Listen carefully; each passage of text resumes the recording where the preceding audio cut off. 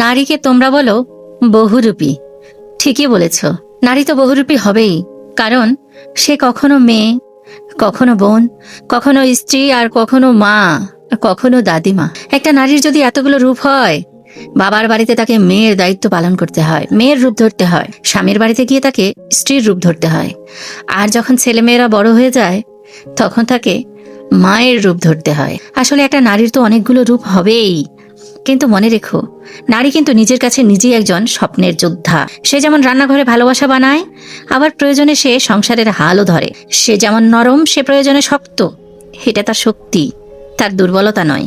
নারী বহুরূপী মানে সব পরিস্থিতিকে নারী নিজেকে মানিয়ে নেবার অসীম ক্ষমতা রপ্ত করে রেখেছে। আসলে নারী বহুরূপী এই শব্দটা কিন্তু অপমানজনক নয়, এটা এক বিশাল শক্তির পরিচয়।